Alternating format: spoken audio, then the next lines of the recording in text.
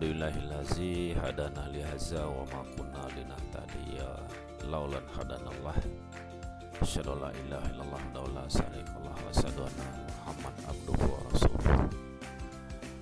Puji serta syukur marilah kita panjatkan kepada Allah yang mana telah memberikan berbagai macam kenikmatan kepada kita, yaitu nikmat sehat, nikmat rezeki, dan nikmat umur panjang. Salawat serta salam semoga tercurah limpahkan kepada Nabiullah Muhammad SAW, kepada keluarga beliau, kepada para sahabatnya, kepada para tabi'in, kepada kita semua, maupun kepada pengikutnya sampai akhir zaman nanti.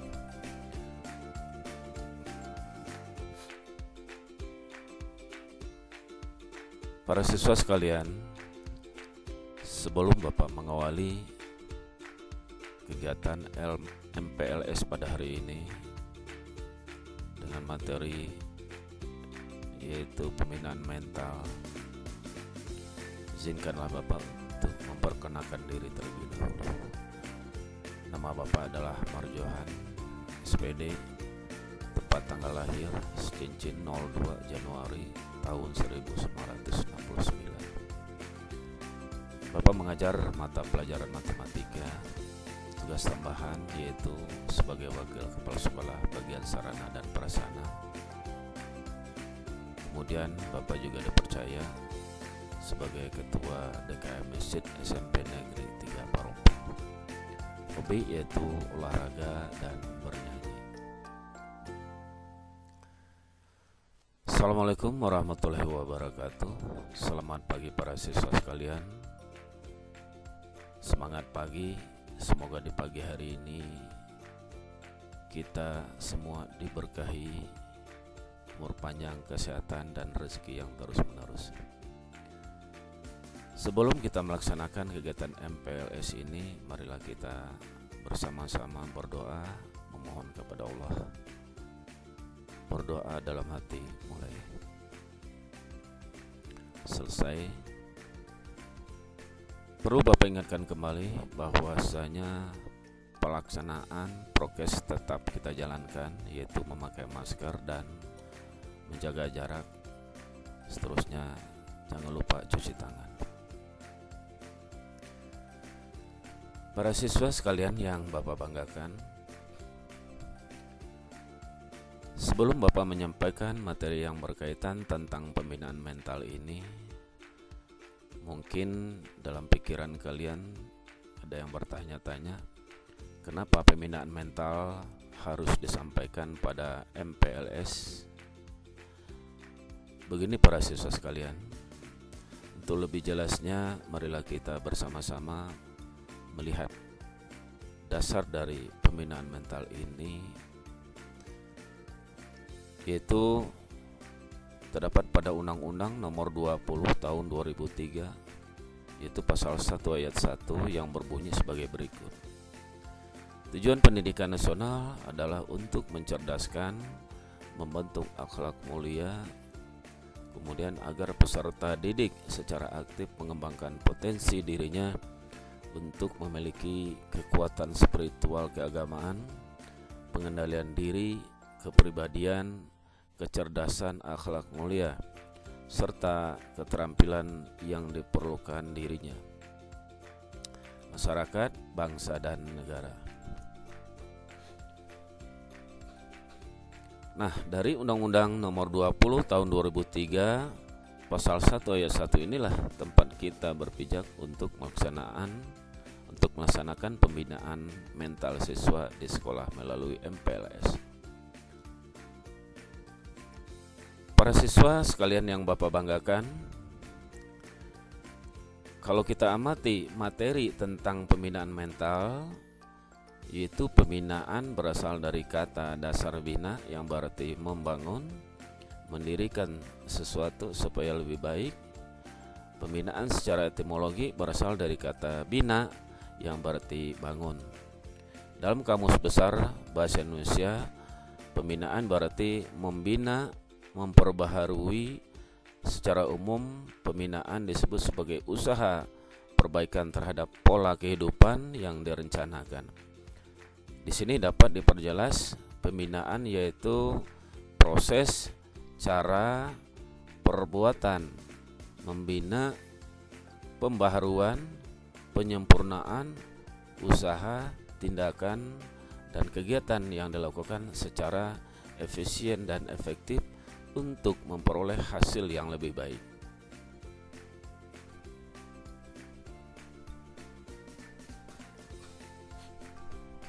Para siswa sekalian yang Bapak banggakan,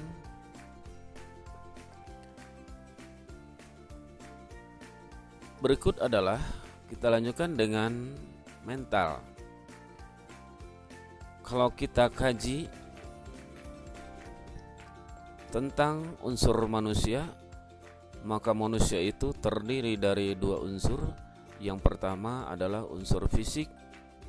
Unsur fisik itu adalah jasmani atau raga. Jasmani adalah segala sesuatu yang berkaitan dengan tubuh. Yang kedua adalah unsur metafisik, yaitu rohani atau mental. Mental adalah kekuatan batin atau pikiran dalam menghadapi suatu masalah. Dalam hal ini kita akan membahas apa itu mental.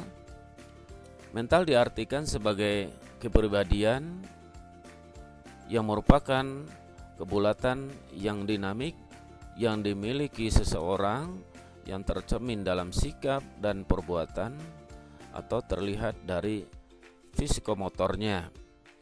Dalam ilmu psikiater dan psikoterapi, kata mental sering digunakan sebagai ganti dari kata personality atau kepribadian, yang berarti bahwa mental adalah semua unsur-unsur jiwa termasuk pikiran, emosi, sikap atau attitude dan perasaan yang dalam keseluruhan dan kebulatannya akan menentukan corak laku.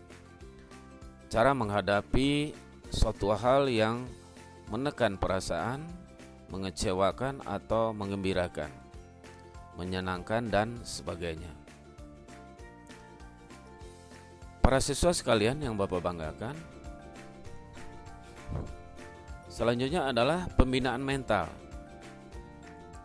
Berdasarkan uraian di atas, dapat kita simpulkan pengertian dari pembinaan mental. Pembinaan mental adalah usaha untuk memperbaiki dan memperbaharui suatu tindakan atau tingkah laku seseorang melalui bimbingan mental jiwanya sehingga memiliki kepribadian yang sehat, akhlak yang terpuji, dan bertanggung jawab dalam menjalani kehidupannya. Pembinaan dilakukan untuk ke arah yang lebih baik lagi agar terjadi suatu peningkatan dalam bekerja. Pembinaan mental diharapkan dapat membantu seseorang memecahkan masalah dan kesulitan yang mungkin akan dihadapi di dalam menggunakan cara-cara baru untuk melaksanakan tugasnya agar berjalan dengan efektif dan efisien untuk mendapatkan hasil yang optimal.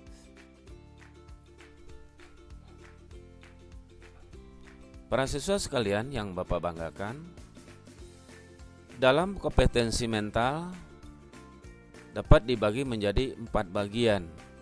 Yang pertama adalah mental intelektual atau kecerdasan mental, kemudian mental adversity atau adversitas mental, terus mental attitude yaitu sikap mental, dan mental awareness yaitu kesadaran mental.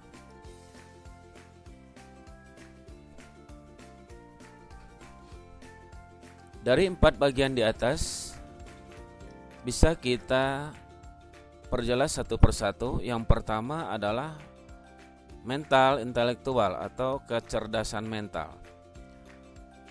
Kecerdasan mental adalah kemampuan mental yang mencakup sejumlah kemampuan seperti kemampuan menalar, merencanakan, memecahkan masalah, berpikir abstrak, memahami gagasan, menggunakan bahasa, dan belajar.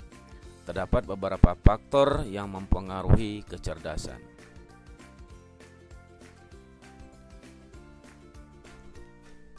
Yang kedua adalah mental adversity atau adversitas mental, yaitu mental adversity atau adversitas mental ini adalah suatu konsep mengenai kualitas pribadi yang dimiliki seseorang untuk menghadapi berbagai kesulitan dan dalam usaha mencapai kesuksesan di berbagai bidang hidupnya.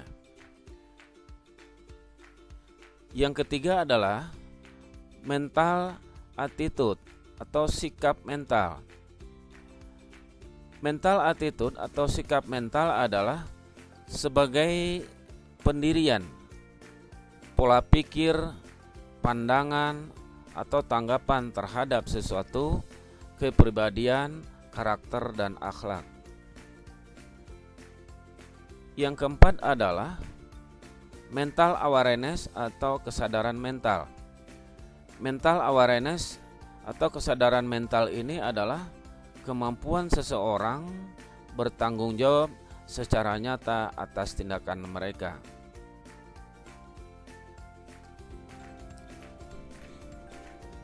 Para siswa sekalian yang Bapak banggakan, berikutnya adalah kenapa pembinaan mental itu sangat perlu. Pembinaan mental merupakan salah satu cara untuk membentuk akhlak manusia agar memiliki pribadi yang bermoral, berbudi pekerti yang luhur, dan bersusila, sehingga seseorang dapat terhindar dari sifat tercela sebagai langkah penanggulangan terhadap timbulnya kenakalan remaja. Masa remaja digambarkan sebagai masa peralihan dari masa anak-anak dengan masa dewasa dengan rentang usia antara 12 sampai 22 tahun, di mana pada masa tersebut terjadi proses pematangan, baik itu pematangan fisik maupun pematangan psikologis. Remaja mampu mengalami perubahan psikologi yang tidak terkontrol, yang memiliki kecenderungan akan terlibat kenakalan yang lebih berisiko.